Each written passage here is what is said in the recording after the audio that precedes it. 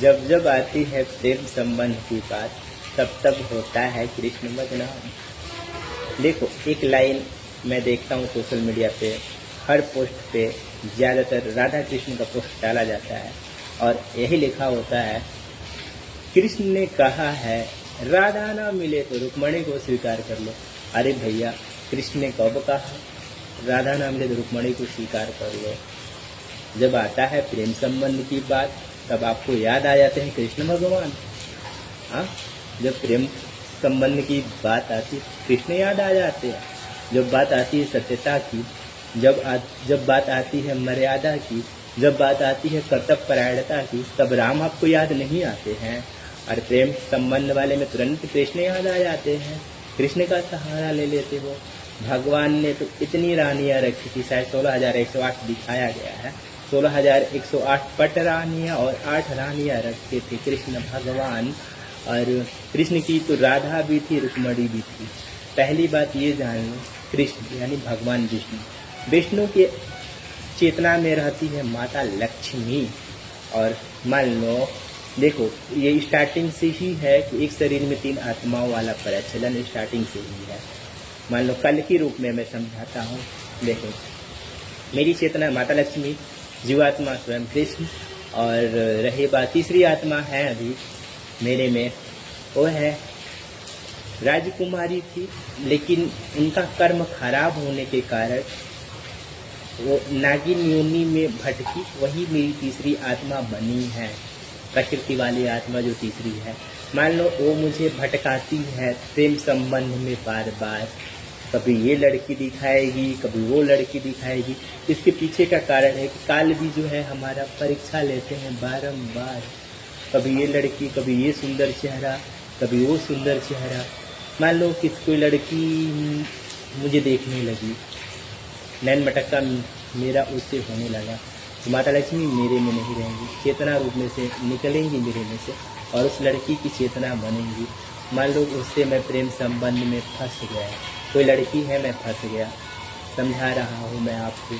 तो उस लड़की में माता लक्ष्मी रहेंगे जब तक मेरा उस लड़की से संयोग रहेगा, मान लो संबंध रहेगा, तब तक माता लक्ष्मी उस लड़की में रहेंगी विराजमान चेतना रूप में। जब मेरा वियोग हो जाएगा, मान लो ब्रेकअप हो जाएगा, तो माता लक्ष्मी फिर मेरे में आ जाएंगी। और फिर मान लो कोई और अदर लड़की है, उसके साथ में ये तीसरी आत्मा जो है राजकुमारी, वो मुझे फंसाती है, तो उस लड़की में माता लक्ष्मी एंटर करेंगी। और मान लो उससे जब तक मेरा संबंध रहेगा तब तक माता लक्ष्मी रहेंगे।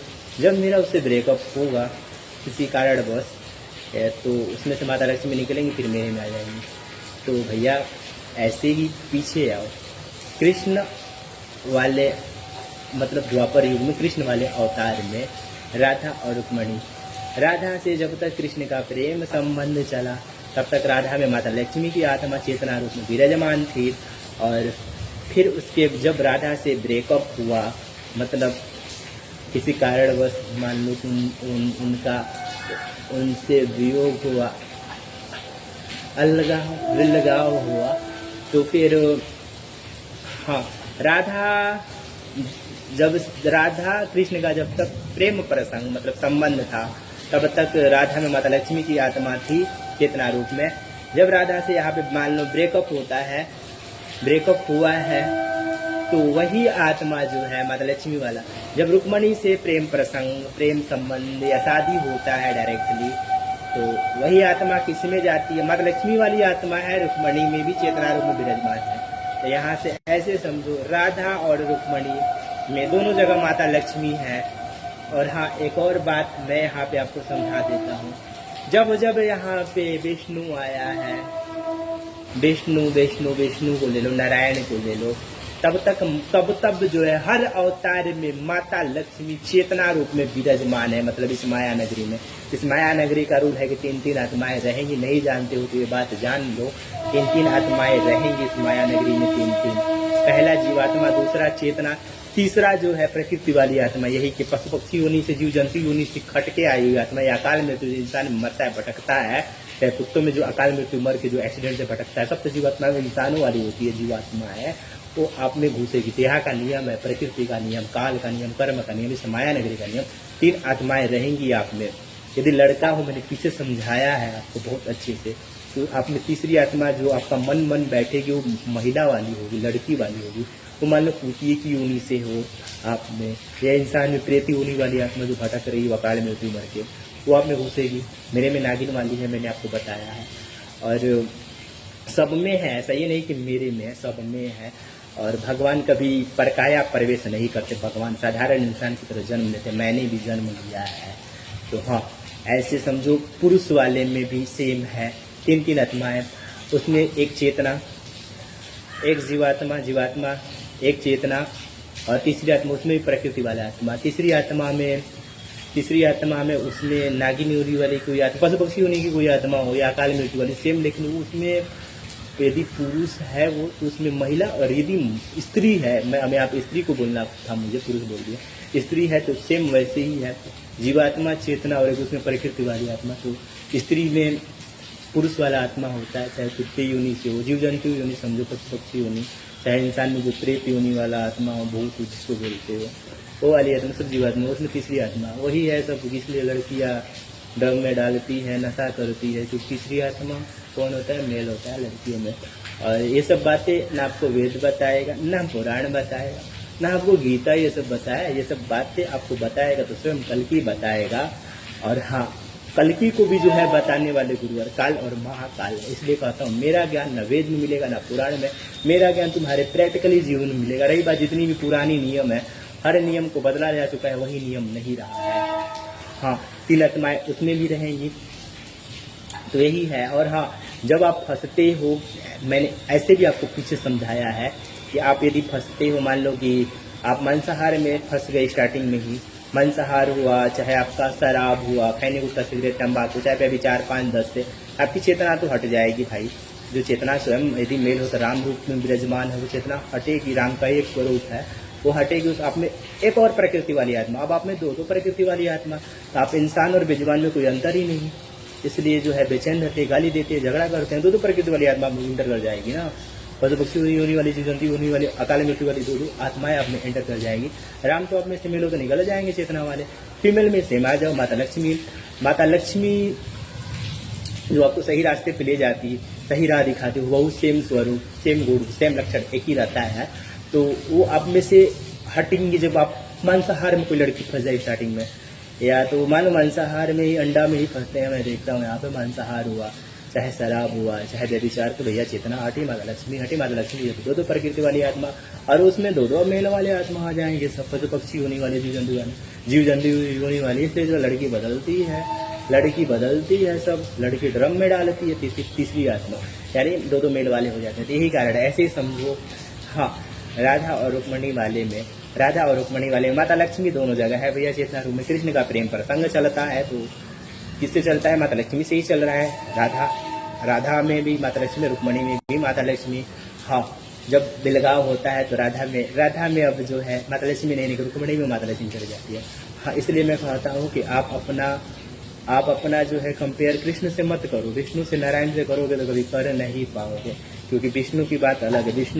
विष्णु में जब जन्म विष्णु यहाँ पे लेते हैं मानव रूप में, तब माता लक्ष्मी चेतना रूप में होती है, जिससे विष्णु फंसते हैं, तीसरी आत्मा फंसाती है, मन ही फंसाता है सबको।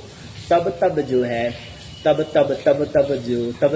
माता लक्ष्मी जिस लड़की से मान लो प्रेम संबंध में फंसते हैं, नारायण कृष्ण कल की या मुझे ही ले लो इस रूप में, तब उसमें जो है माता लक्ष्मी घुसेगी, और जब ब्रेकअप होगा तो फिर मेरे में आ जाएंगी। तो ऐसे चलता है, ऐसे पीछे भी चला है, तो कृष्ण का कंपेयर अपने आप से मत करो। और हाँ, कृष्ण ने ये कभी नहीं कहा है राधा ना मिलो तो रुक्मणी को स्वीकार कर लो, राधा ना मिले तो रुक्मणी को स्वीकार कर लो, ऐसा कुछ नहीं है भैया।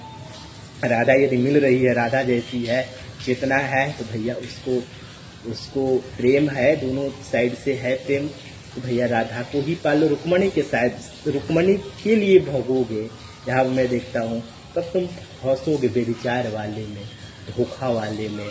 सिचुएशन बस चलो मान लो बिलगाव हो गया, बिलगाव मतलब ब्रेकअप हो गया या जुदा हो, वो बात अलग है। अब यहाँ पर मैं देखता हूँ आज कलयुग में क्या चल रहा है, पत्नी है, प्रेमिका भी है, लड़के का मतलब बंदा है, पत्नी भी रखा है प्रेमिका, राधा को भी नहीं छोड़ रहा है, रुक्मणी से भी संबंध बना रहा है। तो भैया इस कंडीशन में कर रहे हो तुम व्यभिचार और कर रहे हो अपने पत्नी के साथ विश्वासघात। तो विश्वासघात में जो है रूल है अकाल मृत्यु वाला, तो अकाल मृत्यु मरोगे। अभी तो नियम इसको बदला गया है, अब शायद बदला है कि नहीं, इसको हमने बदलवा दिया है। धोखा दोगे तो धोखा मिलेगा आपको, क्योंकि आगे हमने निर्णय लिया है काल और महाकाल ने कि सब जितने भी जीव जंतु पशु पक्षी इनको विलुप्त किया जाए। हाँ, रही बात जब यदि आप किसी को धोखा दोगे, विश्वासघात करोगे, आपको भी कोई छलेगा, आपके साथ भी कोई विश्वासघात करेगा तो इसी जन्म में झेल जाओगे, मरने के बाद योनि नहीं काटोगे। तो हाँ, तभी अपने आप को राधा, अपने आप को मतलब यहाँ पे कलयुग उल्टा चल रहा है, सोच रहा है इंसान की पत्नी भी है, राधा से भी प्रेम प्रसंग में लगा हो, विचार वाले में। ऐसा मत करो, राधा कृष्ण आप नहीं बन सकते हो।